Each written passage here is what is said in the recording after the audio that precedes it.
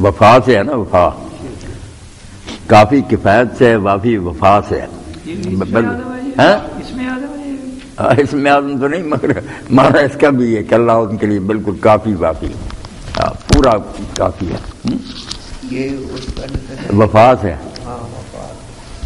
یہ جو کچھ پڑھا نا اس میں حوالہ جو دیا سید قطب رحمۃ اللہ نے اصحاب الاخدود کا دیا نا، ان کا واقعہ نہیں بیان کیا، بس قرآن مجید نے جیسے بتایا نا کہ وہ ظالم جو تھے وہ خود تختوں پر بیٹھے ہوئے تھے، ان کو خندقیں کھودی تھی، ان میں ڈال رہے تھے، جر رہے تھے مرد عورتیں، پھر یہ کہہ کے لگاتے تھے، خوش ہوتے تھے، ادھر خون کے فوارے چھوٹتے، وہ بیچارے تڑپتے اور یہ مذاق اڑاتے اور خوش ہوتے کہ کیا انجام ہوا تمہارا ہماری مخالفت ہے۔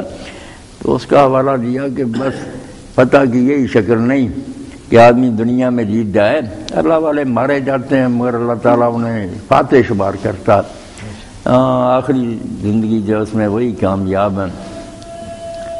مولانا یہی سوال پیدا ہوتا ہے کہ اتنے ظلم ہوئے، اب یہ چھوٹا ظلم ہے بہت کہ خندقوں میں آگ چل رہی اور زندہ لوگ اس میں پھینکے جا رہے ہیں، بچے عورتیں، یا حضرت امام حسین اللہ اس وقت واقعہ کہ بچے چھوٹے ہیں اور وہ پانی کو ترس رہے ہیں، یا بیت المقدس میں جو مسلمانوں کا قتل عام ہوا، ان کے گھوڑوں کے سم تک خون میں ڈوب۔ تو اس میں اللہ کی مصلحت کیا ہے کہ یہ سارا کچھ دیکھتا ہے، برداشت کرتا ہے؟ ایمان دیکھا جاتا ہے قائم ہے کہ نہیں۔ اب ڈاکٹر صاحب نے دیکھے نا کچھ واقعات بیان کیے، ان کے علاوہ میں نے گنتا ہے تاریخ اعظم بنی ہوئی رہی ہے کہ نیک لوگ جو ہے نا ان کو بیچاروں کو جلایا گیا، ان کے ٹکڑے کیے گئے، درندوں کے آگے ان کو ڈالا گیا۔ یہ رومی اور گریک ہمارے شہر میں ڈاکٹر صاحب تھے، وہ فوت ہو گئے، سعید الفتح اللہ رحمت فرمایا، الحدیث سے شاعری بھی کرتے تھے پنجابی زبان میں، تو انہوں نے ایک نظم لکھی گستاخی، اس کے بعد دوسری پھر معافی مانگی۔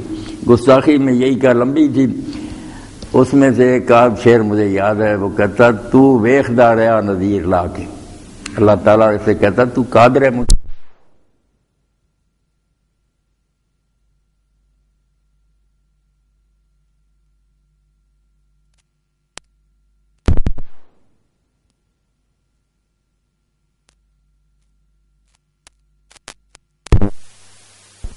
حکومتیں کرتے رہے۔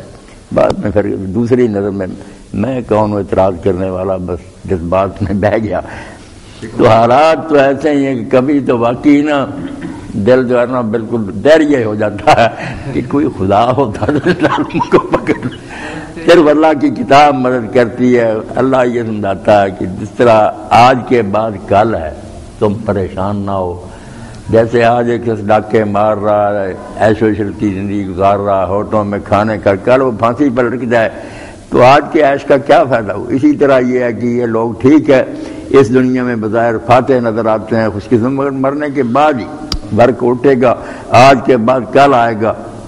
اللہ تعالیٰ کل ہی کہتا ہے وَلْتَنْظُرْ نَفْسٌ مَا قَدَّمَتْ لِغَدٍ، ہر شخص دیکھتا رہے کہ وہ کل کے لیے کیا کما رہا، کل ہی ہے، بس آنکھیں بند ہوئی دوسرا جہان سامنے آ جائے گی۔ کبھی کبھی یہاں بھی پکڑے جاتے ہیں، بالکل ایسی سزائیں ملتی ہیں۔ تو ویخدا رہا نظیر لا کے، کیڈا حوصلہ ہے کردگار تیرا، اس چہرے سے چھٹیاں شمر مارے، جنوں چمدا رہا سی یار تیرا۔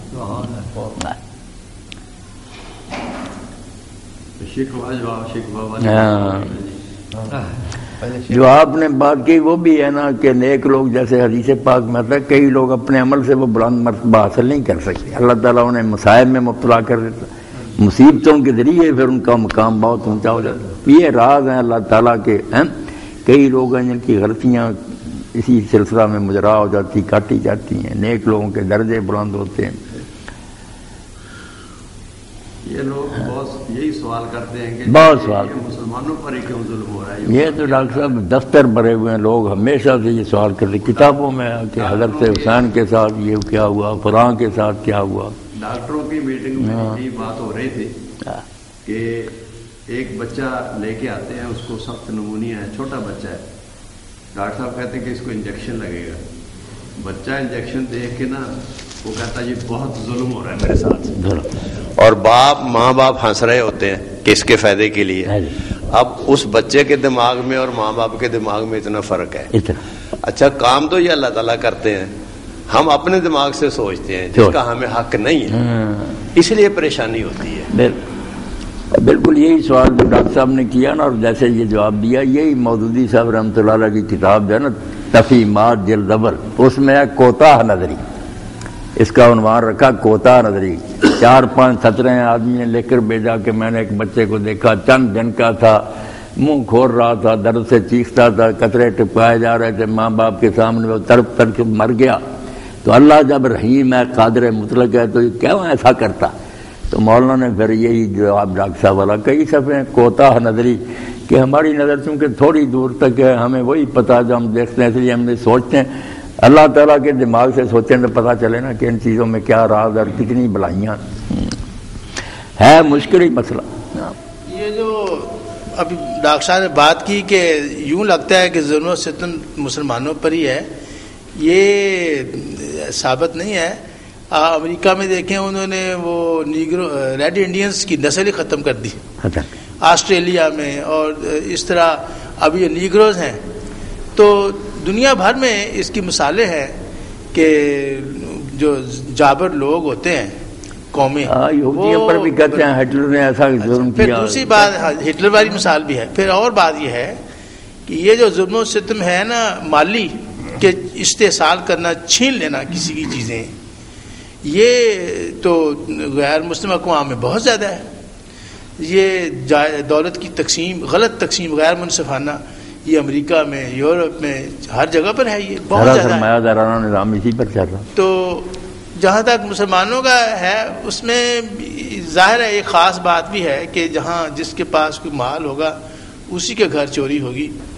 تو جو ایمان والے ہیں، ایمان کلیم کرتے ہیں، تو جو شیطانی قوتیں ہیں وہ پھر ان کو ٹارگٹ کرتی ہیں اسپیشل کہ ان پہ حملہ کریں، ہر طرح کا حملہ. وہ یہ چونکہ ہمارے اندر ایمان ہے تو وہ بھی ایک وجہ ہے، لیکن یہ حملہ ڈاکٹر ہوتا ہر ایک پر ہے. بہت لوگوں لوٹے گئے دنیا میں، برباد ہوئے، بہت برباد ہوئے. آپ کی بات میرے دل میں بہت ٹھہری ہے. پہلوان اوارڈ انہیں ملے، تگڑے پہلوان کا مقابلہ، ہاں کچھ کر کے دکھایا تھا.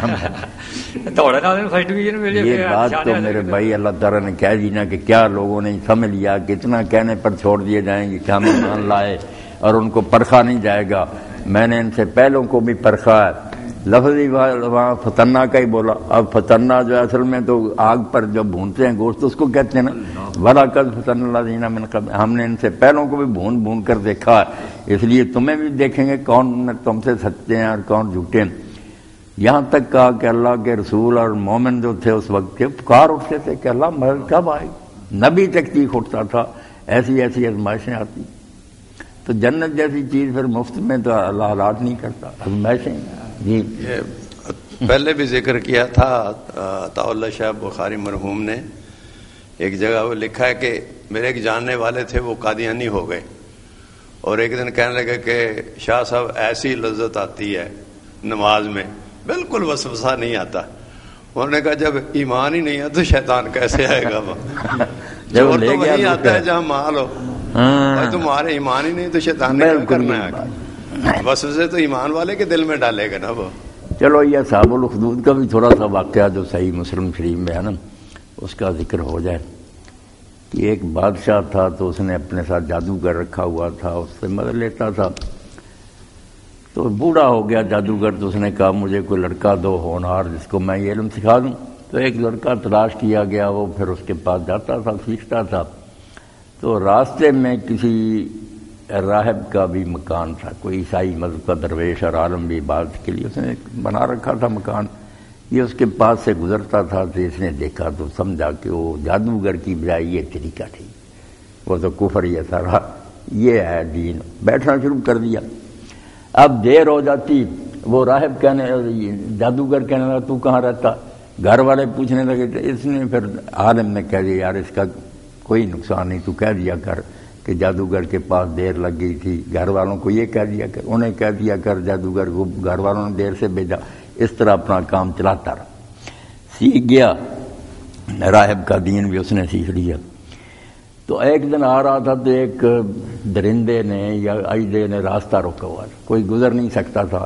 اس نے کہا آج پتہ چلے گا کہ دونوں میں سے کس کا طریقہ ٹھیک ہے۔ پہلے جادو کے زور سے کیا، کچھ نہیں بنا، پھر اس نے کہا کہ راہب کے رب تو اس کو راستے سے ہٹا دے، دفع ہو گئی بڑا۔ اس نے کہا بالکل سچا دی، چرچا ہو گیا، بادشاہ کا وزیر نابینا تھا، وہ اس کے پاس آیا، اس کو بھی شفا ہو گئی، آگے خبر پھیل گئی۔ تو بعد میں جب پتہ بادشاہ نے پوچھا کہاں سے شفا ہوئی، آخر بیچارے کو ڈھونڈ لیا گیا۔ اس نے بتیرا کہا تھا کہ راہب نے میرا نہ پتہ دینا، مگر جب مار پڑی تو بتا دیا اس کا بھی، راہب بھی بیچارہ قتل ہو گیا۔ اب اس لڑکے کو انہوں نے کھڑا کر لیا اور مارنے کی کوشش کی، تیر چلایا، تیر نہیں چلایا، لے گئے پہاڑ پر کہ وہاں چوٹی پر سے اس کو گراؤ، جو لے گئے تھے وہ سارے گر گئے، مر گئے، یہ زندہ ہی آ گیا۔ پھر دریا میں بھیجا، وہاں بھی ساتھ لے جانے والے ڈوب گئے، یہ بچ کر آ گیا۔ تو بادشاہ نے کہا یار جو تیرے ساتھ جاتے ہیں ان کا یہ اثر ہوتا، میں تجھے اب میدان میں کھڑا کر کے ماروں گا۔ اب تیر مارنے کے لیے اس نے کہا تم مجھے کسی طرح نہیں مار سکتے، صرف یہ کہو گے نا کہ اس لڑکے کے رب کے نام سے بسم رب ھذا الغلام، پھر تیر اثر کرے گا۔ قربانی دی اس نے دین سے۔ وہ بیٹھے ہوئے تھے سارے ظالم، جب اس نے یہ تیر انہوں نے چلایا تو شہید ہو گیا، مگر جو مجمع تھا نا سارا، وہ بجائے دین سے متنفر، سب لوگوں نے پکارا کہ یار اتنی کوششیں کی تھی، بادشاہ نے مار نہیں سکے، اس لڑکے کے رب کے نام سے مارا نا، جب جو اس نے بتایا تھا اس کا ہی رب سچا ہے، اسلام لے آئے۔ بادشاہ اور اس کے وزیر جل گئے، پھر یہ کھندقیں کھودی، بیچاروں کو آگ میں ڈالا، مگر لوگوں نے ایمان نہیں چھوڑا۔ ایک کا اللہ کے رسول علیہ السلام ذکر کیا کہ وہ عورت تھی، اس کو جب آگ میں ڈالنے لگے نا تو اس کا بچہ پہلے چھینا، اس کو آگ میں ڈالا، چھوٹی عمر کا تھا۔ اب ماں کا دل جو تھا لرز گیا، کانپ گئی۔ تو لڑکے نے پھر اللہ کے حکم سے اندر سے آواز دی کہ ماں پرواہ نہ کرنا، یہ آگ نہیں ہے، یہ جنت ہے۔ پھر ماں بھی بیچاری جلا دی گئی۔ تو اس طرح انہوں ظالموں نے اصحاب الاخدود کے ساتھ کیا۔ واقعات تو ایسے ہی ہیں کہ دل کانپ جاتا کہ اللہ تیری دنیا میں کیا کیا ہوتا رہا۔ مگر انہوں نے سعید الفت نے شفیق ایک نظم اور لکھی نا، کربل وچ حسین نے خون دے کے ذرے ریت دے تارے بنا دے۔ وہ اب ذرے ریت کے نہ رہے، آسمان کے تارے بڑی، اتنی قدر، آج 25 لاکھ آدمی اس سال اکٹھا ہوا نا، تو اس میں لکھتا شروع ہی یہاں سے کرتا نا، کوفہ ول جو جان تو روک دے سن، سب یار غم خار چٹلا دے۔ سب دوست مشورے دیتے رہے کہ خطرناک ہے راستہ۔ کوفہ جان تو لوگ جو روک دے سن، سب یار غم خار چٹلا دے۔ شاہ حسین مدینوں کوچ کر کے سارے گلیاں دے کھروا دے۔ اب لوگ جانتے ہی تھے نا کہ یہ نواسہ رسول ہے، ہجرت کر کے ان کے نانا یہاں، گھر ان کے یہاں، قبریں یہاں۔ شاہ حسین مدینوں کوچ کر کے سارے گلیاں دے کھروا دے۔ جڑے دواں جہاناں دے بادشاہ نے کدی بول سن منہ فرما دی۔ حضور جو پیش گوئی کر گئے تھے کہ اللہ کے فرشتے نے خبر دی کہ یہ بچہ جسے آپ پیار کریں گے تو قتل کیا جائے گا۔ جڑے دواں جہاناں دے بادشاہ نے کدی بول سن منہ فرما دیتے، او پردیسیاں نے پورے کرن بدلے، ڈیرے وچ کربل جا کے لا دیتے۔ ظلم سہ جو کہہ نہیں جا سکتے، اے پر صبر دے بنے وخا دیتے۔ وہ ظلم کی حد کرتے رہتے۔ تو راستہ تو ہے یہ پرخار، جیسے سید قطب رحمۃ اللہ علیہ عنوان ہی باندھانا کی یہ وادی پرخار ہے، کانٹوں سے بھری ہوئی ہے۔ یہاں ڈاکو اور چور عیاشیاں کرتے گئے اور نیک لوگ بیچارے جیلوں میں سڑ گئے۔ یہ دور جو گزر رہا ہے، یہی دیکھ کر جب ہم تاریخ میں دیکھتے ہیں کہ امام شافعی رحمۃ اللہ علیہ کے ساتھی تھے بیچارے، جب خلق قرآن کا مسئلہ چلا حکومت نے بند کر دیے جیلوں۔ اب جمعہ کا وقت ہوتا تو وہ جیل میں ہی نا تیاری کر کے غسل کر کے چل پڑتے، پتہ تھا کہ نکلنے نہیں دے گا، میں چلتے تھے۔ دروازے پر پہنچے تو سنتری کہہ دیتے کہ آپ کو جمعہ کی نماز کی اجازت نہیں، آپ نہیں جا سکتے۔ تو امام بیتی فرماتے اللہ تو گواہ رہنا، میں نکلا ہوں اس قصد سے، مگر ان ظالموں نے مجھے اجازت نہیں۔ جمع بھی نہیں پڑھنے دیا. تو کتابوں میں پڑھتے تھے, اب تو ہم نے آنکھوں سے دیکھ لیا کس طرح دس جو بیچارے ہیں ان کو بند کیا ہوا. توبہ توبہ. حکیم صاحب تو آئے ہی نہیں. السلام علیکم جی. اچھا اللہ مہربانی تندرستی. آ جائے پھر نواز صاحب. حکیم صاحب نہیں تو آج پھر ہم بیٹھ کر ہی باتیں کر لیں.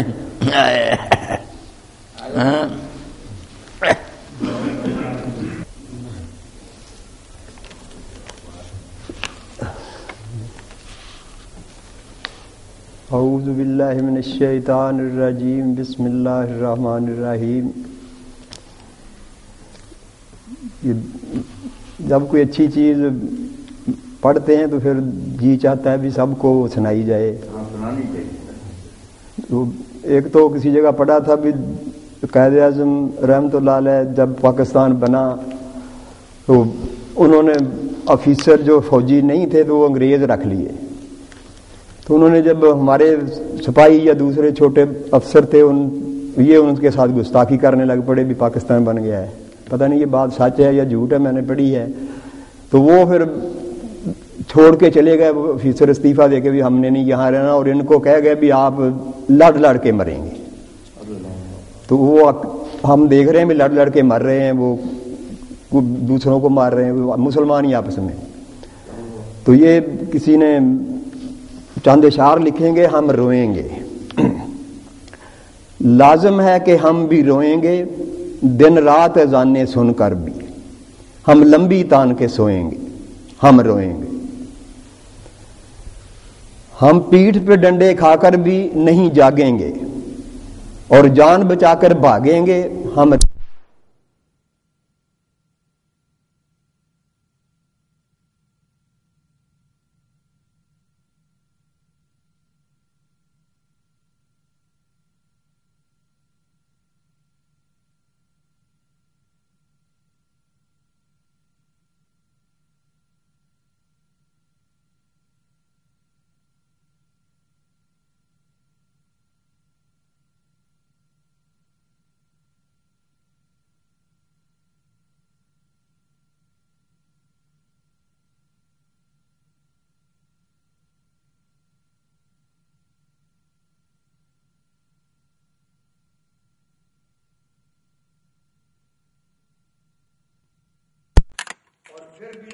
بیٹھیں گے. کچھ آگے کی نہ سوچیں گے, ہم روئیں گے. اشکوں کو نہ دیے بنائیں گے, اور اندھیاروں میں کھو جائیں گے. ہم کوئی نہ منزل پائیں گے, پچھتائیں گے. قائد کو چھاپ کے نوٹوں پر ہم ان کے ہار بنائیں گے, اور چوروں کو پہنائیں گے, لہرائیں گے. بے ہوشی میں مر جائیں گے, کیا روئیں گے, کیا بچے ہم کو روئیں گے.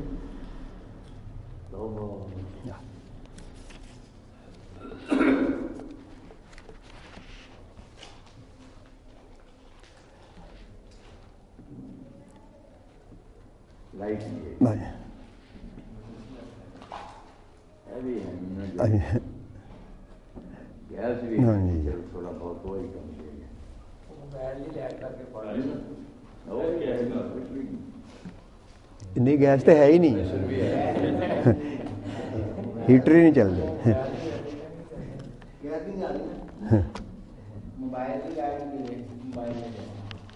ہے دی لائٹ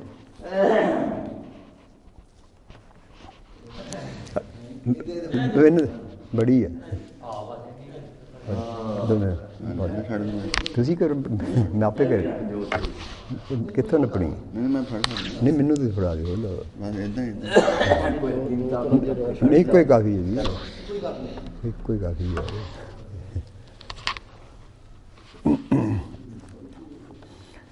ایران کے انقلاب کے دنوں میں جہاں علامہ اقبال کے اشعار دلوں کو گرماتے اور آگے بڑھنے, نعرے لگانے, ڈنڈے کھانے اور ٹینکوں کا مقابلہ کرنے کا جوش پیدا کرتے, وہاں ایک نظم بہت مقبول ہوئی. یہ نظم آمریت، ڈکٹیٹرشپ اور بادشاہت کے ان ہتھ کنڈوں کو بیان کرتی ہے اور گرے کھولتی ہے جس کی وجہ سے ایک قوم غلامی پر صابر و شاکر اور اپنے حال میں مست ہو جاتی ہے۔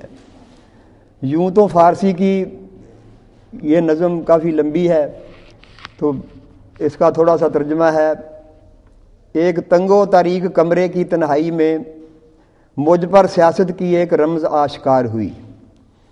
جب اونٹ کی آنکھیں اور منہ باندھ دیے جاتے ہیں اور اس کی گردن پر ایک وزنی پٹا ڈال دیا جاتا ہے تو پھر اونٹ اپنے ہی گرد گھومنے لگتا ہے، لیکن سوچتا رہتا ہے کہ وہ دیگر اونٹوں کے ساتھ ایک لمبا راستہ طے کر رہا ہے۔ اسی طرح جب قوم کی آنکھیں بند کر دی جاتی ہیں تو وہ ایک مقام پر آ کر کھڑی ہو جاتی ہے۔ اسے یقین ہوتا ہے کہ وہ آگے بڑھ رہی ہے، راستہ طے کر رہی ہے، لیکن اس کو خبر تک ہی نہیں ہوتی کہ وہ ایک مقام پر کھڑی اپنے ہی گرد گھوم رہی ہے۔ ایران میں تو لوگوں نے اپنے اس نصیب سے بغاوت کرتے ہوئے آنکھوں سے پٹی اتار کر پھینکی تو انہیں علم ہوا کہ ان کی گردن پر غلامی کا کتنا بڑا طوق تھا، جسے نوچنے کے لیے انہیں ایک خون کے دریا سے گزرنا پڑا۔ اقبال کا وہ مصرع ان کا رہنما بن گیا جس کے بارے میں رانی کہتے ہیں کہ اس مصرے نے ہمارا صدیوں کا محاورہ بدل کر رکھ دیا۔ ہم صدیوں سے کہتے آئے تھے زمانہ با تو نہ سازد تو باز زمانہ بساز، اگر تو زمانے کے ساتھ، اگر زمانہ تمہارے ساتھ اچھا نہیں کرتا تو پھر بھی اس کے ساتھ ہی لگے رہو۔ لیکن اقبال نے کہا زمانہ با تو نہ سازد تو با زمانہ سے تیز، اگر زمانہ تیرے ساتھ اچھا نہیں تو پھر اس کے ساتھ جنگ کر۔ یہ محاورہ رانیوں کے رگو پے میں خون بن کر دوڑا اور پھر تخت و تاج اچھال دیے گئے، توق اتار کر پھینک دیے گئے اور دائروں کا سفر تمام ہوا۔ ہماری غلامی اور آنکھوں پر پٹی باندھنے کی تاریخ بہت طویل ہے۔ یوں لگتا ہے کہ اب ہمیں اندھیرے اور روشنی کے درمیان تمیز تک نہیں ہوتی۔ ہم وہ اندھے گنگے اور بہرے ہیں جن کے سوچنے کی صلاحیتوں کو سب سے پہلے شاہ دولہ کے چوہوں کی طرح محدود کیا۔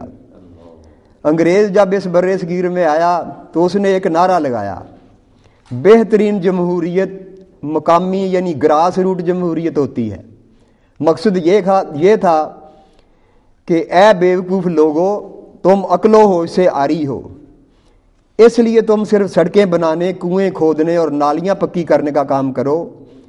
اس ملک کے بڑے بڑے مسئلے پالیسیاں تم جیسے جاہلوں کے بس میں نہیں۔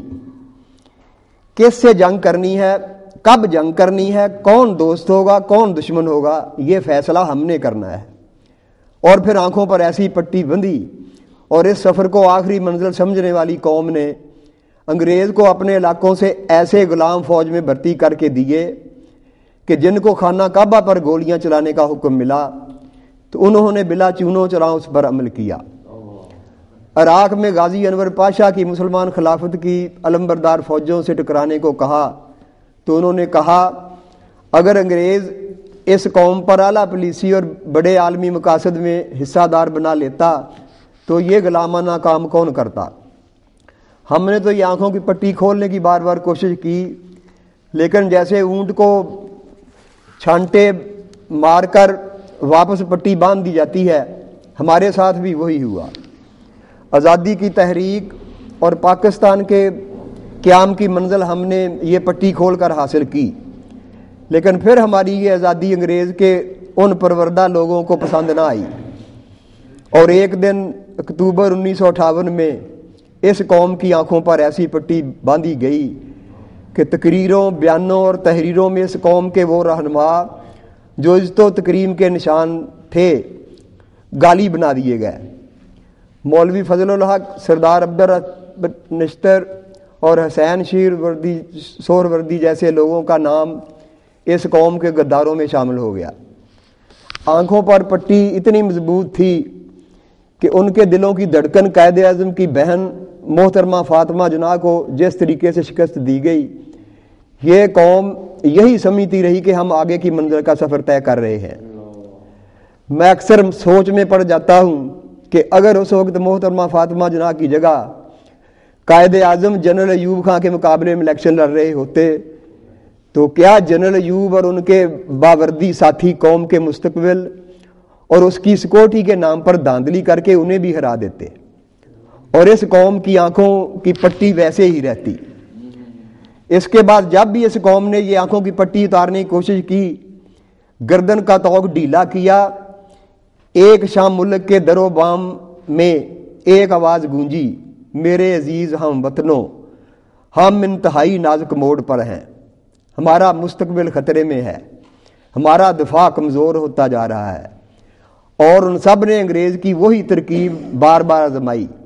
تم جاہل، ان پڑھ، بیوقوف اور ناخواندہ لوگ ہو، تمہیں صرف گراس روٹ یا مقامی جمہوریت چاہیے، نالیاں بناؤ، کنویں کھودو، سڑکیں تعمیر کرو، بڑے فیصلے تم کیا جانو، کس کا غلام بننا ہے، کس سے دوستی کرنی ہے، کب جنگ چھیڑنی ہے، کس کو جج بنانا ہے اور کس کو جج کی کرسی سے اتارنا ہے، یہ تمہارے مسئلے ہی نہیں۔ تم کنویں میں جتے اس اونٹ کی طرح ہو جو سمجھتا ہے کہ 60 سال میں کئی میل سفر طے کر چکا ہوگا، مگر تمہاری پٹی نہیں کھولیں گے کہ اگر کھل گئی تو تمہیں علم ہو جائے گا کہ تم جہاں سے چلے تھے وہیں کھڑے ہو، پھر تمہارا نشانہ وہی ہوں گے جنہوں نے آنکھوں پر پٹی باندھی تھی، جنہوں نے کندھوں پر ناروا بوجھ ڈالا تھا۔ وَمَا عَلَيْنَا إِلَّا الْبَلَاغُ۔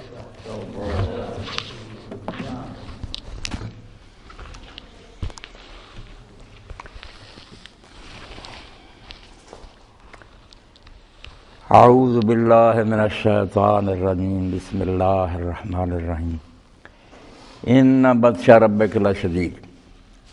روشنی تو ہے نہیں، چلو کام چلا لیتے ہیں۔ وہ واقعہ جو بیان ہو رہا تھا اصحاب الاخدود کا، اسی سلسلہ میں اللہ تعالیٰ نے بعد میں فرمایا ان بطش ربک لشدید، تیرے رب کی پکڑ جو ہے بہت سخت ہے۔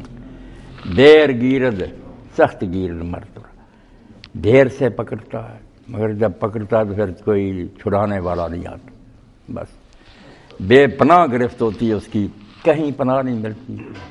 جو دوست سے کہتے تھے کہ تیرے ساتھ مریں گے، وہ قبر کے لیے جگہ دینے پر تیار نہیں ہوتے۔ آپ نے دیکھ لیا شاہ ایران جو پولیس مین تھا اس علاقہ میں امریکہ کا، اور اس کو ایسے انہوں نے اسلحے دیے تھے، فوج تھی، کوئی سمجھتا ہی نہیں تھا کہ وہ کبھی جان چھوڑے گا، مگر جب بھاگنے کا وقت آیا تو کوئی ملک اس کے دوستوں میں سے پناہ ہی نہیں دیتا تھا کہ نہیں ہم اپنے پاس نہیں رکھیں گے۔ تو اللہ تعالیٰ فرماتا کہ ٹھیک ہے مہلت میں دیتا ہوں، اور مہلت لمبی بھی ہوتی ہے۔ قرآن مجید میں ایک آتا ہے کہ تمہارا 1000 سال جو ہے نا وہ اللہ کے ہاں ایک دن شمار ہوتا ہے۔ اللہ کی نظر سے دیکھو تو تم کہتے ہو 1000 سال گزر گیا، ظلم ہو رہا، اللہ کہتا وَإِنَّ يَوْمًا عِندَ رَبِّكَ كَأَلْفِ سَنَةٍ مِّمَّا تَعُدُّونَ، تم 1000 گنتے ہو سال، اللہ کا وہ بھی ایک دن ہوتا۔ وہ قوموں کو مہلت دیتا کہ وہ اچھائی برائی کا مظاہرہ کر لے، کوئی ان کے دل میں یہ حسرت باقی نہ رہے کہ وقت ملتا تو ہم یار ٹھیک ہی ہو جاتے، دیتا وقت، مگر جب وہ ختم ہو جاتا تو پکڑ بڑی سخت آتی ہے۔ اس دنیا میں جیسے یہ واقعات ہیں کہ لوگ ظلم کرتے رہے، ایسے واقعات میں کہ ایسی سزا ملی کہ لوگ کانوں پر ہاتھ دھرنے لگے کہ توبہ توبہ، اللہ کی گرفت سے ڈرنا چاہیے۔ یہ واقعہ کربلا جو ہے بھی ہمارے دل توڑ دیتا، ہم سمجھتے اتنا بڑا ظلم، اور یار کوئی بھی نہیں اس وقت بولا، مگر تھوڑے سال بعد ہی بولے لوگ، وہ چونکہ ہم بات وہی ختم کر دیتے ہیں، اس لیے ان کا ظالموں کا انجام سامنے نہیں آتا، ورنہ جو حشر ان کا ہوا نا، نہ آسمان نے ان پر رحم کیا، نہ زمین میں انہیں کہیں جگہ ملی، بہت بری طرح قتل ہوئے، انتہائی سخت سزائیں انہیں ملی۔ پہلے کچھ لوگ اٹھے جنہوں نے امام حسین رضی اللہ تعالیٰ عنہ کو خط لکھے تھے، وہ کوئی بے وفا لوگ نہیں تھے، نہ قابل اعتماد تھے۔ امام حسین رضی کو ایسے بچے تو نہیں تھے، نہ نادان تھے کہ وہ یوں ہی چل پڑے تھے ایک جمی جماعی حکومت کے خلاف، جس کے بارے میں جانتے تھے کہ اس شخص کا وارث 20 سال حکومت کر گیا اور شکنجہ کس دیا تھا اس نے، ملک عزوز تھا، جو بولا سر کٹ گیا، کون میری مدد کرے گا؟ یہ ساری باتیں ان پر واضح تھیں، اور جو بلانے والے تھے ان کو بھی جانتے تھے، خود کوفہ میں رہے تھے، ان کے والد وہاں حکومت حضرت علی رضی کا، جانتے تھے کہ یہ لوگ کون ہے، قبیلوں کے سردار ہے، وفادار ہیں یا نہیں۔ اب ان میں سے جس آدمی نے یہ سارا کام اٹھایا یہ کبھی نامراد جو یزیدی لوگ ہیں اس کا ذکر نہیں کرتے. امام حسین نے اختلاف کیا بھائی یہ جلیل القدر آدمی بوڑھا جس نے یہ ساری تحریک برپا کی، سلیمان ابن سرد رضی اللہ عنہ، ان کا نام لیا کبھی؟ کہ خط اس نے لکھے اپنے گھر میں اجلاس بلایا کہ 20 سال ہم نے اس طاغوت کی حکومت دیکھی، اب جاتے وقت ہم پر یہ ظالم مسلط کر گیا. ہاں تو شکر ہے کہ ہم معاویہ کی زندگی میں بھی امام حسین رضی سے ملتے رہے تھے، مگر وہ عذر کرتے تھے کہ میرے بھائی نے ایک صلح کر لی ہے، میں اس کو نبھاؤں گا، اگر بعد میں بھی اس نے امت کو نہ چھوڑا تو میں پھر جو مناسب کر. یہ وعدہ امام حسین پہلے ہی کرتے رہتے، یہ لوگ وفد بن کر آتے. تو اب انہوں نے جب سنا کہ حضرت امام حسین رضی اللہ نے بیعت سے انکار کر دیا کہ یار وہ وقت تو گزر گیا، میرے بھائی کا تھا، میں نے نبھا دیا، اب یہ کوئی بات ہے کہ ساری امت کو چھوڑ کر اتنے بڑے بڑے اصحاب موجود ہیں، یہ چھوکرا جو حضرت عثمان رضی کے زمانے میں پیدا اس نالائق کو مسلط کر دیا ہم پر. مکہ چلے گئے، یہ خبر کوفہ بھی پہنچی. تو حضرت سلیمان ابن سرد خدائی رضی اللہ تعالیٰ نے بہت حدیثیں بخاری شریف تک میں بلایا اجلاس، لوگوں نے ساتھ دیا کہ بالکل ٹھیک، ہم تو پہلے ہی منتظر تھے کہ یہ کوئی حکومت ہے اسلامی. خط لکھے تو ہوا یہ کہ جب ان لوگوں بیچاروں نے خط لکھے امام حسین رضی اللہ گئے، تو اب جو یزید کے حامی لوگ تھے انہوں نے وہاں جو گورنر تھے حضرت نعمان ابن بشیر رضی ان سے کہا کہ یہ تحریک زور پکڑ رہی ہے، مسلم ابن عقیل آئے ہوئے ہیں، بیعت کے لوگ کر سختی کر. اس نے کہا یار کس بات پر میں سختی کروں جب تک وہ کوئی مسئلہ نہیں پیدا کرتے، لا اینڈ آرڈر کا خیال ہے ان کا کہ ہم نہیں اس حکومت کو، اس پر میں کیا سزا دوں. تو انہوں نے پھر یزید کو خط لکھ دیا اس کے حامیوں نے. اس نے حضرت نعمان کو معطل کر کے پھر اس شخص کو بھیجا جو قصاب تھا، ظالم، جس کے ظلموں سے آج تک اسلام کی تاریخ روتی، 20 سال سے بھی کم عمر کا تھا، عبید اللہ ابن زیاد حرامی کو بھیج دیا. اب یہ شہر میں داخل ہوا تو اتنی جرت نہیں تھی کہ ننگا شہر میں آئے.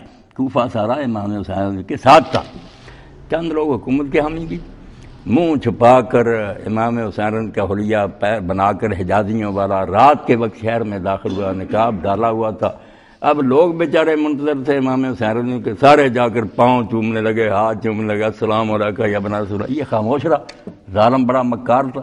جب گورنر ہاؤس میں داخل ہو گیا اور لوگ شہر کے بڑے بڑے سردار ساتھ تھے، دروازہ بند کر لیا اور کہا بس تم یرغمال ہو، میں ہوں ابن زیاد. جانتے تھے پہلے یہاں رہ گیا کہ کس طرح لوگوں کے ہاتھ پاؤں کاٹے اور ان کو درختوں پر لٹکایا. سارا کوفہ لرز گیا. اس نے کہا چھتوں پر چڑھ کر کہو کہ ساتھ چھوڑ دو مسلم کا، ورنہ تم سب کو تبھی میں یہاں قتل کر دوں گا اور تمہارے قبیلے جو ہے نا وہ بھی کولو میں سے گزار دوں گا. دنیا ڈر گئی، بیچارے بے بس ہو گئے. مختار حامی تھا وہ بھی بیچارہ قید میں ڈال دیا گیا. تو لوگ بے بس ہو کر کے کرفیو لگ گیا، اس محلہ سے دوسرے محلہ میں جاتا دیکھو گولی مار دو. خاموش ہو گئے نا، کیا کر، حالات نہیں لوگ سوچتے الکوفی لا یوفی بنا رکھا. اب جب وہ حالات ختم ہوئے، ظلم ہو گیا، تو بعد میں پھر انہیں حضرت سلیمان بن سرد رضی اللہ عنہ نے لوگوں کو بلایا.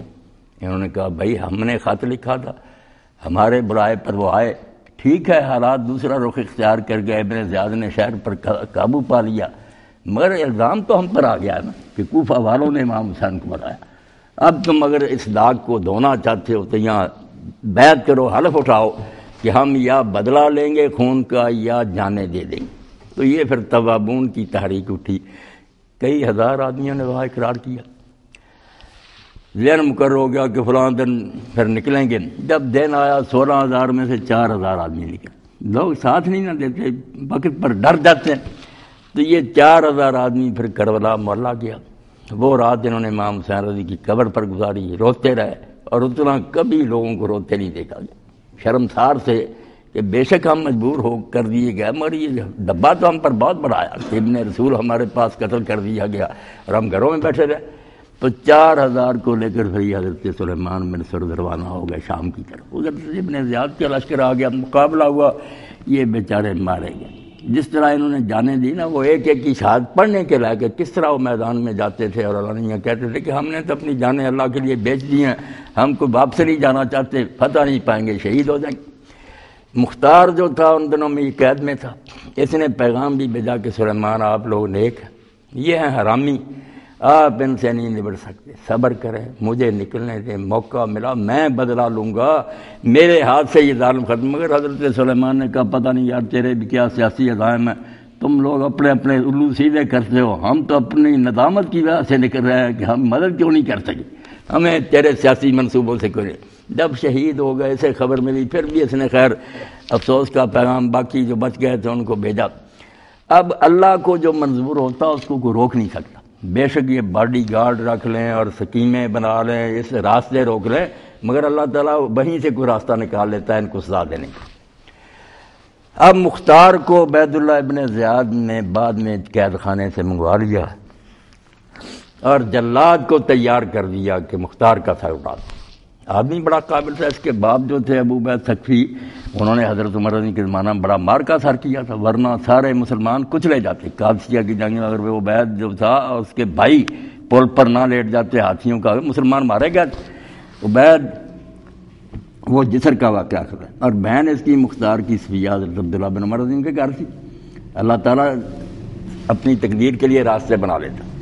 جب وہ مختار کو قتل کرنے کے لیے تیار ہوا عبید اللہ، تو حضرت عبداللہ بن عمر رضی نے یزید کو لکھ دیا کہ عبید اللہ ایسا کرنا چاہتا ہے، اس کو ہدایت کر کہ وہ مختار کو ہاتھ نہ لگائے۔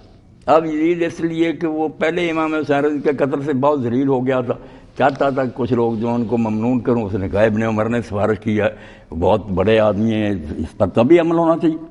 اس نے کرندہ دوڑا دیا کہ فوراً کوفہ پہنچ اور اس کو اس حرکت سے روک لیا۔ اللہ کا کرنا کہ جلاد اس وقت تلوار لیے کھڑا تھا، رین وقت پر اس نے پروانہ آ کر ایسے عبید اللہ کے حوالے کر دیا۔ تو اس نے کہا بھائی اب میں مجبور ہو گیا ہوں، میں کوئی اس کو قتل نہیں کر سکتا، مگر 3 دن کے بعد میں تجھے شہر میں نہیں دیکھنا چاہتا، نکل جا یہاں، بس اتنی رعایت میں تیرے ساتھ کر سکتا ہوں۔ اب یہ اس کے لیے بڑی مفید ثابت ہوئی۔ مختار وہاں سے نکلا، بڑا لیکچرار تھا، خطیب تھا، جس شہر بستی سے گزرا یا لسارات الحسین، وہ چیختا گیا کہ لوگوں حسین کا بدلہ تم نے لیا ہی نہیں اور کلمہ کو بنے بیٹھے ہو۔ ہر بستی میں آگ لگا دی، مکہ چلا گیا، وہاں عبداللہ بن زبیر پہلے یزیدی حکومت کے خلاف سے ان سے مل گیا، ان کے ساتھ رہا، پھر موقع پا کر واپس کوفہ کی طرف آیا اور اس پر پھر اس نے قبضہ کر لیا۔ اللہ نے اس کی مدد کی۔ یہ عبید اللہ ابن زیاد پھر عورت کا لباس پہن کر رات کو بھاگا، شہر سے جان بچا کر بھاگا، سارے شہر پر مختار کا قبضہ ہو گیا۔ اس نے پھر اپنی حکومت قائم کر لی اور وہاں قاضی بٹھا دیے، شریعت کے مطابق فیصلے۔ اور ایک دن اس نے قاضیوں سے کہا کہ آج میں خود فیصلے کروں گا۔ لوگوں کو پہلے اتنا علم تھا کہ یہ بہادر ہے، جنگجو ہے، علم کا پتہ نہیں تھا، مگر جس دن مختار خود قضاء کی عدالت میں بیٹھا اور اس نے مقدموں کے فیصلے کیے تو دنیا دنگ رہ گئی۔ انہوں نے کہا یار ہم پر تو اس کا یہ پہلو واضح ہی نہیں تھا، اتنا بڑا عالم اور شریعت کے بارے میں اتنی واقفیت۔ اس نے پھر حکم دے دیا کہ جو شخص میدان کربلا میں گیا تھا اور جس کا کسی قسم کا کوئی حصہ ہے، وہاں سپاہی تھا یا افسر تھا، زندہ نہ چھوڑ۔ بہت سے جو تھے وہ تو بھاگ گئے، شام ابن زیاد کے پاس چلے گئے، قابو نہیں آئے، ان کے مکانات گرا دیے، بلڈوز کر دیا ان کو، اور باقی جو ہاتھ میں آئے ان کو سزائیں دی۔ اب کئی ایسے پکڑے گئے جن کے ہاتھ پاؤں جب کاٹے نا، جب انتقام کا موقع تھا پھر لوگ کچھ آگے بھی نکل جاتے، ہاتھ پاؤں کاٹ دیے۔ پیاسا تھا وہ ہرملا اور چیختا تھا کہ پانی دو۔ اس نے کہا حرام زادے، جب حسین رضی اللہ عنہ جنت کی ایک چڑیا چھوٹے سے بچے کو لے کر میدان میں گیا تھا اور پانی مانگا تھا، تو خبیث تو ہی تھا جس نے کہا کہ لشکر میں کوئی بددلی نہ پھیل جائے، بچے کو دیکھ کر تیر مارا اور امام حسین کے بازو کو بھی اس نے چھیددار بچے کے گلے میں سے پار ہو گیا، اور امام نے آسمان کی طرف اٹھا کر کہا کہ اللہ اگر تو یہی پسند کرتا اپنے رسول کی آل کے ساتھ تو ہم خوش ہیں، ہم تیرے فیصلے پر ناراض نہیں ہیں۔ اور وہیں اس بچے کو میدان میں دفن کر دیا، اب مجھ سے پانی مانگتا۔ ایک ایک کو ایسی سزا دی کہ دنیا کانوں پر ہاتھ رکھتی کہ واقعی اللہ کی گرفت بڑی سخت۔ جب وہ پکڑنے پر کہیں ان کو چھپنے کے لیے جگہ نہیں گئی۔ اب عمر بن سعد جو کمانڈر تھا میدان کربلا میں ابن زیاد کی طرف سے گیا، وہ اس کا بچہ جو تھا حفص، وہ آتا تھا مختار کے پاس بیٹھتا تھا، باپ جو تھا یہ گھر میں بیٹھ گیا، تو کسی نے جا کر یہ بات امام حسین رضی کے دوسری ماں سے جو بھائی تھے نا محمد بن حنفیہ، اس سے بھی کئی مکہ کہ مختار نے نعرہ تو آپ لوگوں کے انتقام کا لگایا تھا، مگر ہم دیکھتے ہیں کہ وہ ظالم جو تھا عمر بن سعد اس کا بیٹا تو اس کے ساتھ بیٹھتا، اور باقی لوگوں کو قتل کیا، عمر بن سعد کو ابھی کچھ نہیں اس نے کہا۔ تو امام محمد بن حنفیہ نے صرف غم کے لہجے میں یہ کہا کہ اچھا ہمارے نام پر اگر لوگ دھوکہ کرتے ہیں تو خدا ان سے بھی نپٹے گا۔ یہ بات جب کسی نے مختار سے جا کر کہی تو وہ لرز گیا. اس نے اس سے پوچھا حافظ سے جو عمر بن سعد کا لڑکا تیرا باپ کہاں ہے؟ اس نے کہا وہ خانہ نشین ہو گیا, سیاست سے دستبردار ہو گیا. تو اس نے کہا الو کے پٹھے, جب دستبرداری کا موقع تھا کہ گورنری رائے کی دی تھی, گورنری کا پروانہ لکھ دیا تھا عبید اللہ ابن زیاد نے, اور یہ کہا تیرا امتحان ہے یا امام حسین رضی کو قتل کر, ورنہ اگر تو یہ مہم سر انجام نہیں دے گا تیری گورنری منسوخ. تو اس دن اس نے اس لالچ میں حالانکہ ایک رات کی مہلت بھی لی, کیونکہ دل میں تو سارے سمجھتے تھے کہ ظلم عظیم ہو رہا. اب عمر بن سعد نے بھی کہا کہ اچھا بہتر تو امیر کسی اور کو بھیج دی, میں حضور کے ماموں کا بیٹا ہوں, اللہ کے رسول کے ماموں کے ساتھ کا میری قرابت ہے. یہ دین تو گزارا عرب کے رسم و رواج کے خلاف ہے کہ کوئی قریبی جا کے اپنے قریبیوں کو مارے, مگر ابن زیاد نہیں مانا کہ تیری وفاداری کے امتحان ہی یہی ہے کہ تو حکومت کا ساتھ دیتا ہے. تو رات کی مہلت لے لی. اب جب گھر والوں کو بلایا, یہ دنیا نامراد عبرت کی جا ہے, تماشا نہیں ہے. گھر والوں کو بلایا, سب نے کہا کہ عمر لعنت بھیج ایسی گورنری پر, ایسا جرم کہ قتل کرنا, اور وہ بھی رسولہ کے بچے کو. مگر بعد نہیں آیا. دارج میں صبح جا کر پیش ہو گیا, چلا گیا. وہاں جا کر بھی پھر اس کی آنکھوں سے آنسو ٹپکتے رہے, روتا رہتا تھا اور کوشش کرتا رہا, صلح کی نہیں ہوئی. تو اب اس نے کہا مختار نے, جس دن گھر میں بیٹھنے کا وقت تھا اس دن تو بیٹھا نہیں, دنیا کے لالچ میں 4000 فوج لے کر چلا گیا, نواسہ رسول کو کہتے, اب وہ گھر میں بیٹھ گیا. بھیج دیا سپاہیوں کو, جاؤ سر کاٹ کر لاؤ. جب اس کا سر کاٹ کر لایا تو اس نے کہا اس بیٹے کو کہ پہچانتا کس کا سر؟ اس نے کہا ہاں میرے باپ کا سر ہے, اور اس کے بعد مجھے بھی جینے کا کوئی شوق نہیں. اس نے کہا نہیں شوق تو ٹھیک ہے, لاؤ اس کو بھی قتل کر لیا. اور ساتھ ہی کہا تم لوگ نخرے دکھاتے ہو, میں اگر سارے قریش بھی ختم کر دوں نا تو امام حسین کے ایک بیٹے علی اکبر کی ایک انگلی کا بدلہ نہیں ہوتا. تم نزاکتیں دکھاتے ہو مجھے. تو میں نے اپنے رب سے یاد کیا ہے, اور اسی لیے اللہ نے مجھے تلوار کے سائے سے بچا لیا تھا کہ اس وقت تک نہ اٹھانا مجھے دنیا سے جب تک کربلا کے واقعہ سے تعلق رکھنے والا ایک فرض بھی زمین پر چلتا. نہیں چھوڑا اسے, واقعی نہیں چھوڑا, ختم کیے سارے. مگر بعد میں آپ دیکھیں عبرت کی بات کو پکڑ, پہلے اس نے ظلم کیا عبید اللہ ابن زیاد نے, اس کا سر کاٹ کر مختار کے سامنے اسی محل میں پیش ہوا, جس میں کچھ مدت پہلے حضرت امام حسین کا سر آیا تھا نا, اور عبید اللہ ابن زیاد تخت پر تھا. تو صحیح بخاری شریف میں کہ وہ اپنی چھڑیاں امام حسین کے منہ پر مار رہا تھا. تو کتابوں میں آتا ہے کہ حضرت زید بن ارقم نے دیکھا تو انہوں نے کہا یار چھڑی اٹھا لا, میں نے تو انہوں ہونٹوں پر رسول اللہ کے ہونٹوں کو دیکھا, حضور چومتے تھے, کہنے لگا تو اگر بوڑھا نہ ہو گیا ہوتا تیرا سر بھی ان کے ساتھ ہی شامل ہو جائے. تو وہ روتے اٹھ گئے اور انہوں نے کہا لوگوں اب تم ہمیشہ کے لیے غلام ہو گئے کہ سمیہ کا بیٹا گورنری کرے اور رسول اللہ کے بچے کے ہونٹوں پر چھڑیاں پڑیں, اب تم مسلمان عزت کی زندگی نہیں گزارو گے. تو پہلے امام حسین کا سر آیا, وہیں پھر عبید اللہ کا سر آیا مختار کے سامنے. بعد میں مختار کے خلاف بھی چونکہ یزیدی حکومت تو ختم ہو گئی, مگر ابن زبیر کی حکومت بن گئی, وہ بھی خلاف ہوگا کہ کوفہ پر یہ کیوں قابض ہو گیا. تو مصعب کو بھیج دیا. مصعب ابن زبیر آیا, اس نے کوفہ کا محاصرہ کر لیا, پھر رسد روک دی, سارا آنا جانا تھا کھانے پانی کا بند ہو گیا, شہر مرنے لگا. ان حالات میں بہت سے لوگوں نے مختار کے ساتھیوں نے امان مانگ لی, معافی مانگ لی, حکومت کے ساتھ مل گئے, مختار کے ساتھ بندے رہ گئے تھوڑے. جب اس نے سمجھا کہ اب مقابلہ تو کیا ہوگا, غسل کیا, جو خوشبو میت کو لگائی جاتی وہ حنود, وہ ساری خوشبو لگائی, کفن پہنا, باہر آ کر اس نے کہا مصعب میں نے زندگی اپنے رب سے صرف اس لیے مانگی تھی کہ یہ قاتلان حسین کو زمین سے نابود کر, وہ کام ہو گئے. اب مجھے زندہ رہنے کی کوئی تمنا اور شوق نہیں. اگر تم مجھے مارنے پر تلا ہوا تو میں بہادری سے جتنا مقابلہ کر سکتا. وہ بھی مارا گیا, پھر اس کا سر بھی مصعب کے سامنے گیا. اب مصعب کا بھی یہی حال ہوا کہ وہ بڑا دوست تھا عبد الملک بن مروان کا, وہ خلیفہ بن گیا. بڑی دوستی تھی, بڑا یارانہ تھا بچپن سے. مگر پھر جب قتل ہوا اور اس کا سر عبد الملک کے سامنے آیا تو اس وقت عبد الملک نے بھی یہی کہا, ہے بھی یہ حقیقت الملک حکیم, کہ یہ حکومت اور سیاست جو ہے نا بے رحم. اس کی میں کسی کے, اس نے کہا یار اس سے زیادہ پیار مجھے کسی سے تھا, مگر حکومت کی خاطر اس کو بھی مروا دیا. تو یہ مصعب بھی جب میدان جنگ کے لیے روانہ ہوا نا, اسی لیے اللہ تعالیٰ تاریخ بیان کرتا ہے قرآن میں, نوح علیہ السلام سے لے کر کے علم حاصل کرنا تو پڑھتے آؤ کہ دنیا میں کیا ہوتا رہا ہے. کیس تاریخ ہے خود بیگانہ ہے، داستان ہے، قصہ ہے، افسانہ ہے۔ اقبال کہتا ہے بیوقوف ہو تو سمجھتے تاریخ کہانیاں ہوتی ہے، کہانیاں نہیں، اس دنیا میں اللہ تعالیٰ کی عملداری کا روز نامتا ہے کہ اس دنیا پر وہ کیسے راج کر رہا ہے، کس طرح لوگوں کو سر بلند کرتا، کس طرح پھر وہ ذلیل و خوار کرتا، پڑھنے سے تعلق رکھتا۔ مصعب کے گھر میں اس زمانہ کی دو سب سے زیادہ خوبصورت عورتیں تھیں، ایک امام حسین رضی کی بیٹی تھی، ایک حضرت طلحہ کی بیٹی۔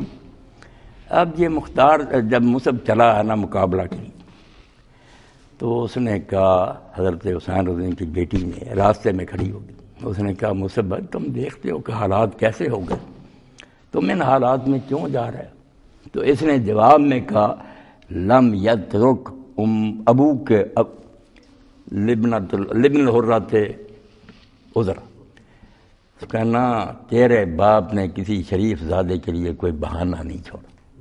حالات تو نظر آ رہا ہے مگر تو اپنے باپ کی طرف دیکھ، تیرا باپ جب نکلا تھا اور جس حال میں میدان میں گیا، جس طرح شہید ہوا، اس کے بعد کسی حلال زادے کے پاس کوئی بہانہ ہے کہ حالات خراب ہے اس لیے بات نہیں بن سکتی، تم سے زیادہ مجھے کون پیاری ہو دونوں سے، مگر اس وقت یہی ہے کہ میں جنگ میں جاؤں، مارا گیا۔ اب جب عبد الملک کو پتہ چلا کہ یہ محل جو ہے کوفہ کا، یہاں امام حسین کا سر آیا، پھر عبید اللہ کا آیا، بعد میں مختار کا آیا، پھر مصعب کا آیا، تو یہ تو محل ایسا ہی، اس نے پھر وہ محل جو تھا نا گروا دیا، اس کو ختم کر دیا کہ شامت میرے ہی پہ آنے والی۔ تو اللہ تعالیٰ اس لیے کہتا ہے کہ انا بطش ربک لشدید، تیرے رب کی پکڑ بڑی سخت ہے، کوئی نہیں اس کو روک سکتا۔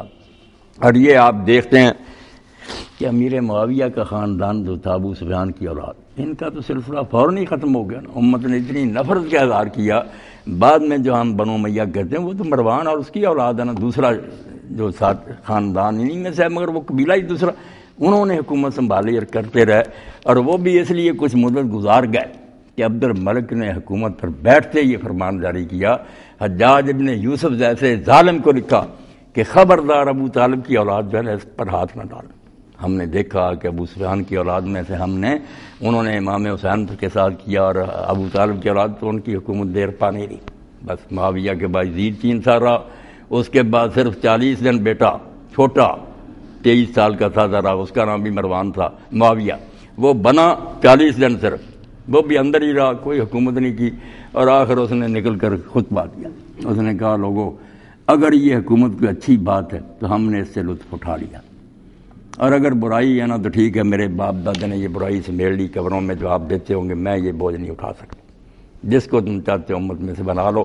یہ بڑی قربانی تھی، اور دوبارہ موقع تھا کہ امت پٹڑی پر لے آئے خلافت کو، مگر بس وہی بات جماعت صاحب پڑھ رہے تھے، آنکھوں پر پٹی بن گئی، اتنا ان کو بے بس کر دیا تھا، فوراً مروان نے قبضہ کر لیا، چھوڑنے کا موقع ہی نہیں دیا، یہ بوڑھا بیٹھ گیا، 6 مہینے اس نے حکومت کی، اور حکومت کا پھر یہ حال ہوا جو اللہ کے رسول نے کہا 30 سال خلافت ہے پھر ملک کے عزوز، یہ لفظ کا فرق نہیں تھا، روح کا فرق تھا، ایسے ایسے بیٹھے وہ حرکتیں کی، اللہ پناہ دے، رسول اللہ کی جو جانشینی تھی وہ مذاق بن گئی، بچے نالیک شرابی بدماش۔ تو عبد الملک جو تھا یہ حکومت، اس سے پہلے مروان بیٹھ گیا، 6 ماہ اس نے حکومت کی، اور اس 6 ماہ میں نے بھی اس نے جو یزید کی بیوی تھی خالد کی ماں سے نکاح کر لیا۔ یہ خالد بھی دربار میں بیٹھا، حالانکہ وعدہ اس سے کیا، یہ ناراض ہوا کہ باپ کی ہمارے کی گدی تھی، ہم نے یہ کچھ کیا اور تم نے سنبھالی، تو مروان نے کہا کوئی بات نہیں، میرے بعد تم خلیفہ ہوگی، وعدہ نہیں پورا کیا، بعد میں اپنے بیٹے کو عبد الملک کو کر گیا، نہ خلیفوں کی کوئی زبان رہی، نہ کوئی بات رہی۔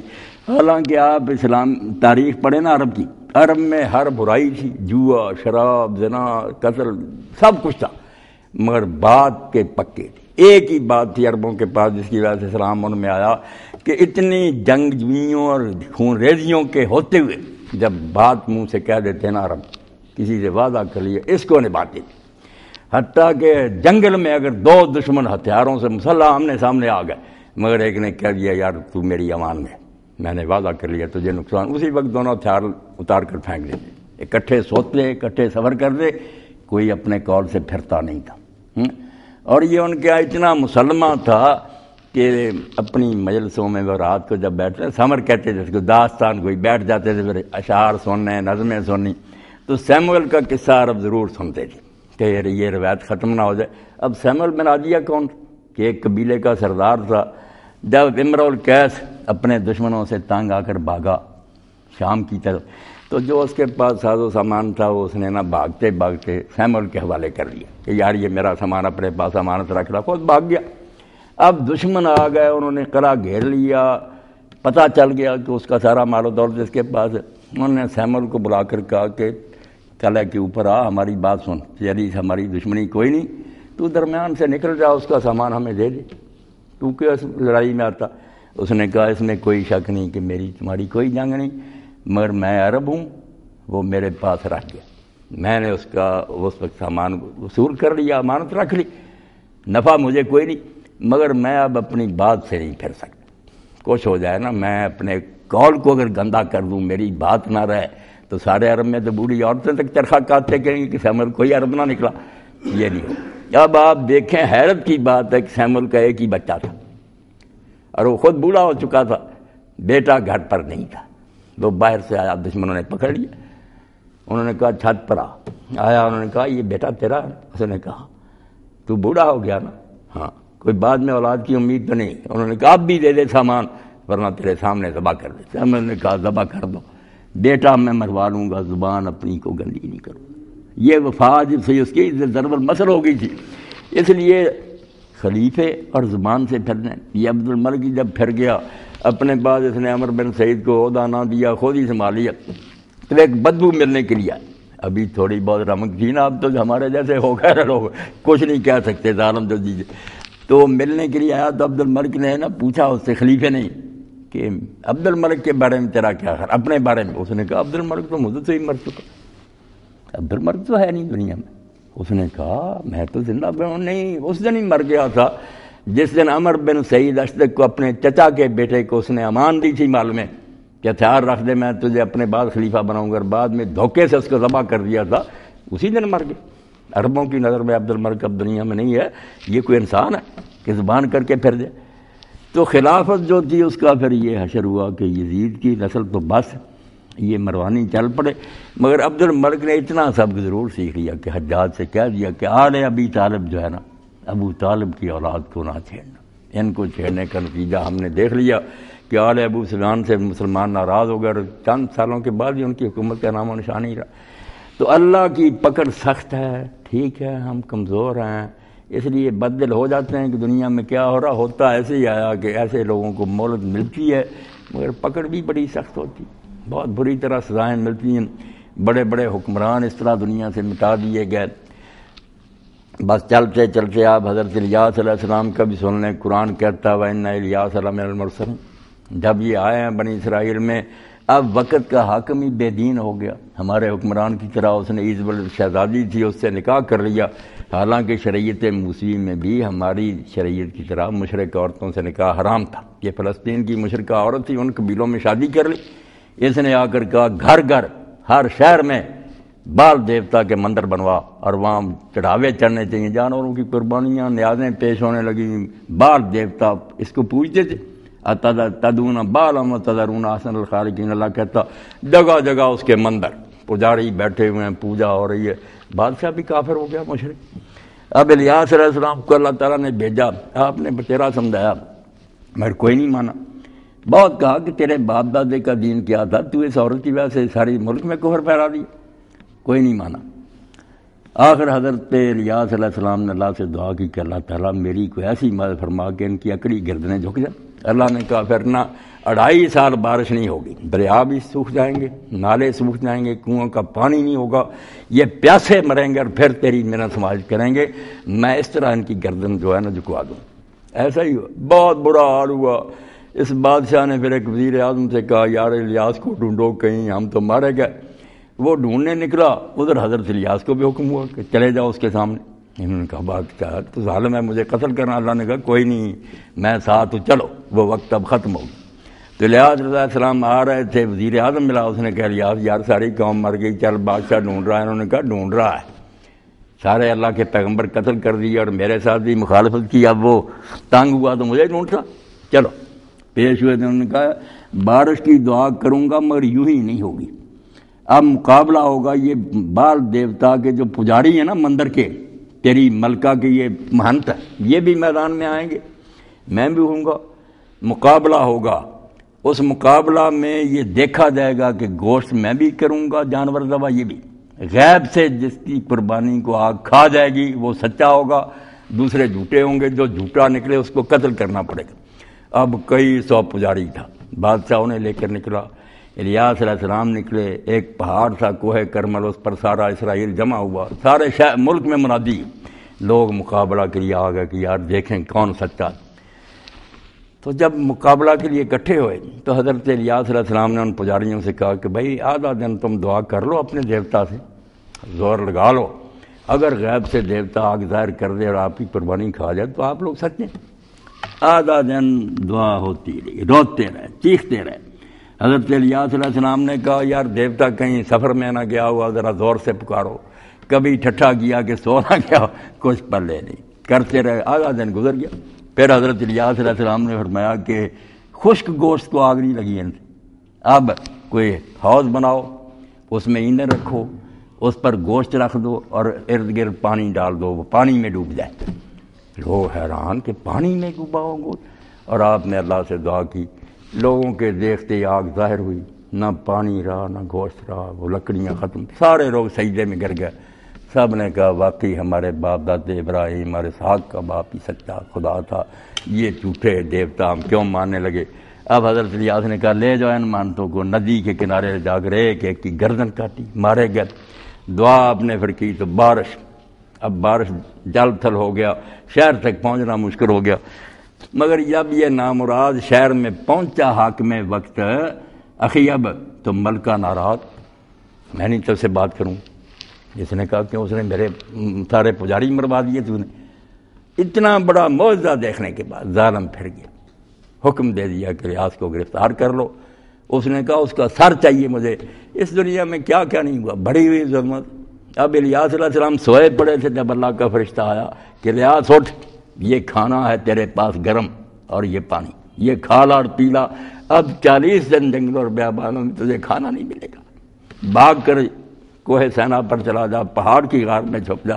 یہ ظالم آپ دن رات پھر وہ کھانا کھانے کے بعد دوڑتے رہے اس غار میں جو آپ نے دعا کی ہے کہ اللہ تیرے سینکڑوں نبی مارے گئے، اب میں ایک بچا ہوں، میرے بھی پیچھے پڑے گا۔ اللہ نے کہا فکر نہ کر، اس ظالم کا خون اور اس کی ملکہ کا خون آپ نے ان کو پہنچا دیا پھر کہ اس شہر کے چوک میں گرے گا اور یہاں کتے تمہارا خون چاٹیں گے۔ وہاں بعد میں پھر ایک قوم نے حملہ کیا، وہ بادشاہ قتل ہوا، وہ ملکہ قتل ہوئی، اور ٹھیک اسی چوک میں اسی جگہ جہاں اللہ کے پیغمبر نے نشان دی کہ ان کے خون کو کتوں نے چاٹا۔ تو حشر ایسا ان ظالموں کا ہوتا رہا، مگر آنکھیں بند ہوتی ہیں، سمجھتے کوئی نہیں، جب اللہ کی طرف سے کوڑا سر پر پڑتا پھر ہوش آتی، پھر وقت گزر گیا ہوتا۔ تو فکر کی کوئی بات نہیں، اللہ کی طرف ہم دھیان کریں، وہ اپنی دنیا کو دیکھ رہا، کانا سمیعا بصیرا، سنتا ہے، دیکھتا، سب کچھ اس کے علم میں ہے، جب مناسب موقع آیا خود ہی پکڑ لے، اور پکڑ ایسی ہوگی پھر نہیں جان بچے گی۔ جی اللہ اکبر۔ ہاں مولانا اس دفعہ ترجمان القرآن میں کسی کردن صاحب نے خط لکھا ہے ترجمان القرآن کے ایڈیٹر کے نام، اس میں اس نے لکھا کہ آپ لوگ خام کا نظریہ کیونکہ پچھلا جو ترجمان القرآن اس میں نظریہ ضرور پر بڑی تنقید کی۔ اچھا، تو اب انہوں نے کہا کہ آپ نے ترجمان القرآن میں یہ لکھا ہے، تنقید کی ہے کہ نظریہ ضرور کوئی چیز نہیں ہوتی ہے، قرآن تو کہتا ہے کہ جب کبھی ایسا کوئی وقت آ جائے کہ تمہیں کھانے کو کچھ سور یا خنزیر یا ایسی چیزیں کھا سکتے ہو، ٹھیک ہے، اجازت دے دی ہے کہ کوئی اس طرح کی حالت میں نظریہ ضرور تو ہے، آپ خام کا کہتے ہیں نظریہ ضرور کے خلاف پڑے کہ جب کبھی ایسی صورتحال پیش آ جائے کہ ملک میں سیاستدان ہی کوئی کام کرنے والے نہ بنے تو پھر مارشل لا بنانا پڑتا ہے۔ اس سلسلے میں اس کی یہ جو دلیل ہے یہ کہاں تک ٹھیک ہے؟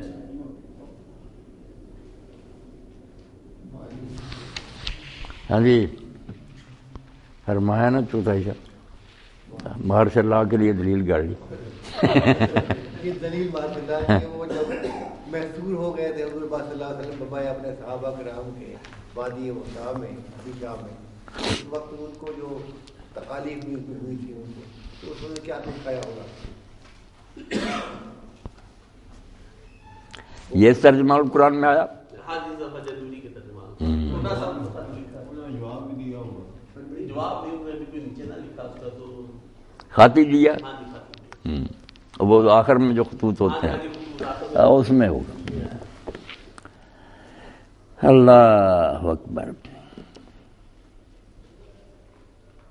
بڑا گہرا سوال ہے، بڑا ڈونگا سوال ہے. گہرا سوال تو ہے قریشی صاحب. آپ دیکھتے ہیں نا کہ اللہ تعالیٰ نے 2 پابندیاں لگائی ہیں. اگر ایسی حالت بھی بن جائے کہ مردار کھانا پڑے تو غیر باغ والا عاد ہے کہ نہ حد سے بڑھے اور نہ وہ اس کی خواہش رکھتا، شوق سے نہیں مر رہا. یہ لوگ اس کے اندر نہیں آتے. سب کو پتہ پہلے ان کی پلاننگ ہوتی کہ اب ریٹائر ہو رہا ہے، حکومت پر قبضہ کرو، 10 سال یہ بھی نکالیں گے، اور بعد میں بھی آدن ہوتے ہیں. ضرورت سے بڑھ کر ناجائز کام، غلط کام، کوئی ان کا وہ مقصد نہیں جو اجازت ہے نا دین میں کہ ایک مومن اپنی جان بچا لے. وہ مومن کی جان تو قیمتی ہے. یہ تو مرد ہے تو اچھا نا کہ ان کو مردار بھی نہ دیا جائے، یہ ختم ہو جائے، ہماری جان چھوٹے. یہ کوئی وہ قیمتی جانیں نہیں ہیں. یہ خود چاہنے والے ہیں، سازشی ہوتے ہیں اور ضرورت سے بڑھ کر ظلم زیادتیاں کرتے ہیں. تولنا تو یہ چاہیے کہ جو کام ہم کر رہے ہیں اس کا نقصان زیادہ ہے یا جو حالت پہلی اس کی. علامہ رشید صاحب لکھتے ہیں کہ ہمارے بڑوں نے جب امام حسین رضی کے وقت اور بعد میں بھی بڑے بڑے صالحین سے یہ کہا کہ یار اس میں خون خرابہ زیادہ ہے، چلو ظالم بھی بیٹھ گیا کچھ نہ کچھ امن ہی ہے. تو وہاں لکھتے ہیں کہ یہ کتنی غلط بات سوچی. اگر اس وقت میدان میں آ جاتے تو کوئی 10-15 لاکھ مر بھی جاتا نا تو یہ فتنہ ملوکیت کا رک جاتا اور صحیح پٹری پر امت رہتی. جو بعد میں ہوا کہ انہوں نے آرام سے حکومت ان کو دے دی کہ خون خرابہ نہ خون خرابہ تو بہت زیادہ ہوا. عدالتوں میں بے انصافیاں ہوئیں، لوگوں کی بیٹیاں کے ساتھ ظلم ہوا، مال چھینے گئے. وہ ظلم اگر اکٹھا کریں تو میدان جنگ میں مرنے والے 5-10 لاکھ کے مقابلے کروڑوں کو نہ زیادہ چلا ہی آ رہا تھا. تو نظریہ ضرورت نے کوئی فائدہ نہیں دیا، نقصان ہی ہوا. میدان میں نکل آتے تو روک رہے تھے. ہاں بچا لی.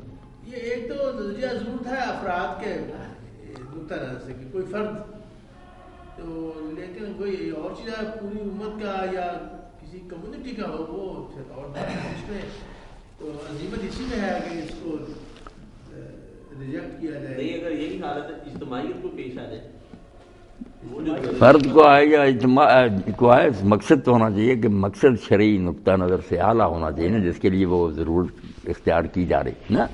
اگر مقصد ہی غلط اور لوٹ مٹانی ہے، ظلم کرنے ہیں تو اس کے لیے شریعت کو کیوں بدنام کرنا.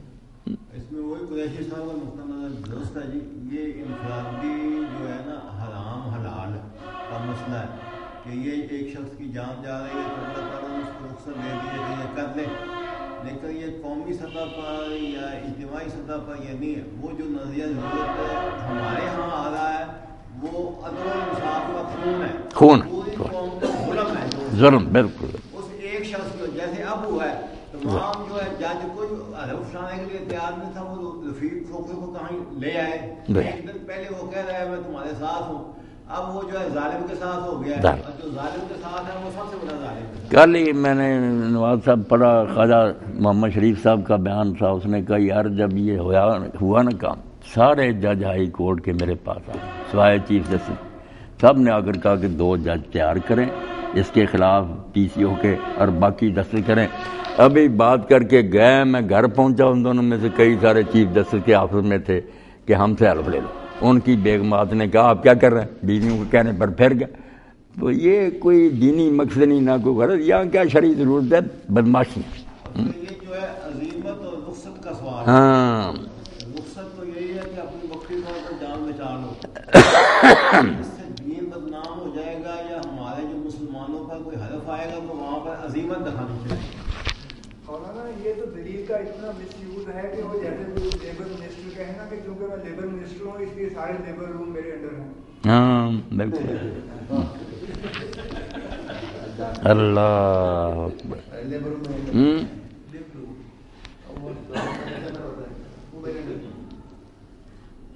اب یہی جو چیز تھی جو پرویز نہیں ہونے دی، وہ یہ نظریہ ضرورت ہی ختم کرنے والے تھے. یہ جو جوڈیشری تھی وہ نظریہ ضرورت کو کہتے خلاف قانون، خلاف قوم، خلاف مفاد، سب یہی بات وہ فیصلہ دینے والے. ہاں بالکل ٹھیک. اب کیا کریں؟ اگر ساری بات کا نچوڑ نکالیں تو مجلس عمل نے جو کچھ کیا، ساتھ دیا، وہ 17ویں ترمیم پاس ہوئی، جو کچھ 60-70 سال میں قوم نے برے حال میں بھی حاصل کیا تھا، ہاں کہ کوئی شخص جماعت بدلے تو اس کی رکنیت ختم ہے، اور یہ جو ہے نا کوئی اسمبلی نہیں توڑ سکتا، وہ سارے ظالمانہ اختیارات تو ان کو پلیٹ میں رکھ کر اس کے حوالے کریں۔ اب کس منہ سے کہتے ہیں معافی؟ ہو کسی نے پھر لکھا معافی تلافی، آگے تلافی بھی لکھا، اب تلافی بھی کرو نا، تلافی کیا کرنی؟ اور مولانا جو موٹے ہیں ڈیزل وہ تو بہت خوش ہے، اخباروں والے لکھتے ہیں کہ پچھلی مرتبہ تو ووٹ مانگتا پھر ٹوٹی کار سے دوسرے سائیکلوں پر سے، اب دیکھ ان کے ساتھیوں کے پاس ہی تیرے کیسی کاریں اور تیرے پاس کیسی 80-90 لاکھ کی، لوٹ لیا ملک، مل بھی بنا رہا ہے، محل بنا رہے اس کو مولی فضلہ کہتے ہیں۔ ہاں۔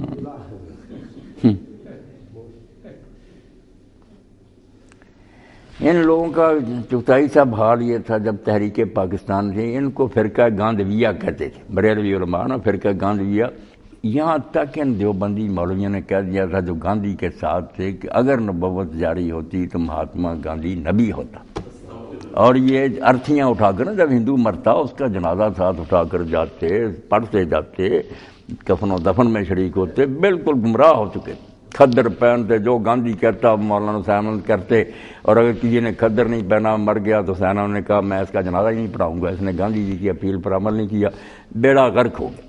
اس وقت مولانا اشرف علی تھانوی اور ان کے شاگرد جو تھے یہ میدان میں آئے، بدنامی تو انہوں نے مول لی، تھانوی صاحب سے کو بھی یہ کہتے تھے گاندھی ٹولہ کہ انگریز خفیہ اس کو پیسے دیتے ہیں، اتنے بڑے نیک آدمی کو، مگر یہ شبیر احمد عثمانی دوسرے انہوں نے پاکستان کا جھنڈا اٹھایا، قائد اعظم کے حق میں کتابیں لکھیں عربی اردو میں، یہ فتنے اٹھاتے تھے یہ تو رافضی یا شیعہ فرعون نے کہا یہ سب باتیں چھوڑو۔ مفتی محمد شفیع صاحب رحمۃ اللہ علیہ کی ایک کتاب ہے، اس میں لکھا یہ حوالہ تو اب بھی لوگوں تک پہنچانا چاہیے، امام محمد جو ابو حنیفہ رحمۃ اللہ علیہ کے شاگرد تھے ان کی کتاب سے، کہ اگر کسی علاقے میں خارجی مسلمانوں کی حکومت ہو، جو شیعوں سے بھی آ گئے ہیں کہ وہ حضرت علی کو بھی کافر کہتے ہیں، دوسروں خارجی حکومت کر رہے ہیں، دوسرے مسلمان بھی وہاں رہتے ہیں صحیح العقیدہ، تو اگر کافر کوئی حملہ کر دے اس خارجی اسٹیٹ پر تو جو اہل سنت ہیں ان پر فرض ہے کہ اس خارجی اسٹیٹ کو بچانے کے لیے جہاد کریں، اور کہتے ہیں وجہ یہ کہ خالص کافر آ جائیں گے تو پھر ٹھیک ہے، سرے سے نام نہیں رہے گا نہ اہل سنت کا، تو یہ کلمہ تو پڑھتے ہیں، نمازیں پڑھتے ہیں، رسول کا نام لیتے ہیں، تو یہ باتیں کتابیں لکھ کر کانگریس کے مقابلہ میں انہوں نے کہا پاکستان کی حمایت کرو، یہ زندگی موت کا مسئلہ۔ اسی لیے جب پاکستان بنا تو یہاں مولانا شبیر احمد عثمانی سے پرچم کشائی کرائی قائد اعظم نے، ادھر مولانا ظفر احمد عثمانی تھے، ان لوگوں نے ساتھ دیا، اور یہ سرحد جو تھا اور یہ سرحد یہاں کانگریس نے کہا کہ نہیں الیکشن نہیں کروانا، ریفرینڈم کرانا، انہیں امید تھی کہ ان کے دیوبندیوں کے بڑے مدرسے ہیں، لوگ ہمارا ساتھ دیں گے۔ اس وقت بھی مولانا شبیر احمد عثمانی اور یہ پیر مانکی شریف ان کے بھی بڑے مرید تھے، ان کا بھی بڑا کارنامہ، یہ سرحد میں گئے لوگوں کو انہوں نے کہا بیٹا دھوکہ نہ کھانا، یہ مولویوں کی شکلیں نہ دیکھو، پاکستان کے حق میں ووٹ دینا۔ تو یہ سرحدی گاندھی جو ہیں ولی خان یہ کیسے ہار سکتے تھے، ان کا تو سرخ پوشوں کا قبضہ تھا، علماء کی برکت سے شکست ہوئی، قائد اعظم کو فتح ہوئی، اس لیے قائد اعظم ان کے ساتھ بڑا اچھا سلوک کرتے تھے، یا انہوں نے فوج بھیج دی اور مروانا شروع کر دی۔ اللہ اکبر۔ روح اسلام جو ہے اس کو دیکھنا، ایک ہوتا ہے بٹوین دی لائن جو ہے ظاہری طور پر اس کا مفہوم نکل رہا ہے۔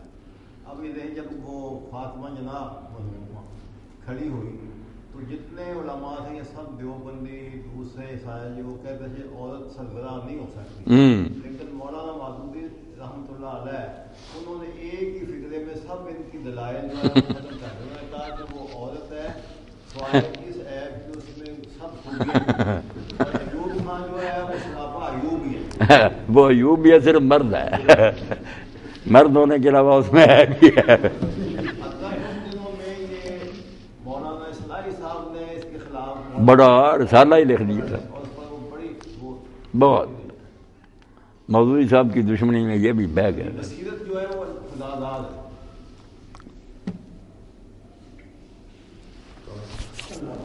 الحمدللہ رب العالمین والصلاة والسلام علی رسولہ الکریم سیدنا و نبینا محمد و آلہ و اصحابہ اجمعین۔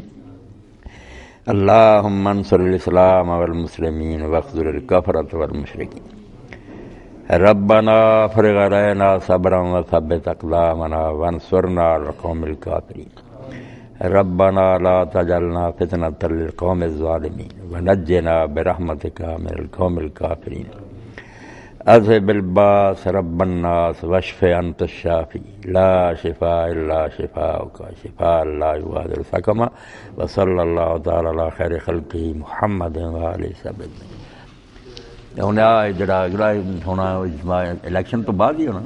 ہاں بھائی بالکل، ہوں الیکشن کا ہنگامہ آ رہا جو اپنے بس